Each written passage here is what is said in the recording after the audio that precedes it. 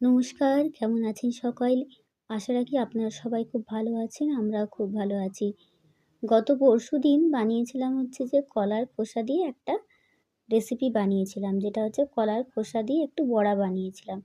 কলার খোসাটাকে একটু সেদ্ধ করে মিক্সার গ্রাইন্ডারে একটু পেস্ট করে তার সাথে বেসন, কাঁচা লঙ্কা আর একটু নুন মিশিয়ে এরকমভাবে একটু হালকা হাতে মেখে নিতে হবে। একটু বেশিক্ষণ ধরে ফেটিয়ে নিচ্ছি, কেননা যাতে একটু বড়াগুলো ফোড়ে। তারপর এরকম বড়ার মতো করে ছোট ছোট করে গরম তেলে ফেলে দিলাম।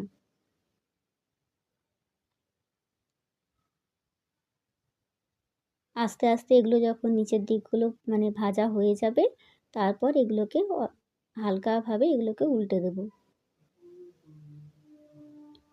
খেতে খুব সুন্দর হয়েছিল এই কলার খোসা দিয়ে যে বড়াগুলো বানিয়েছিলাম। কিন্তু এটা হচ্ছে যে কাঁচকলার খোসা দিয়ে এই বড়াগুলো বানিয়েছিলাম।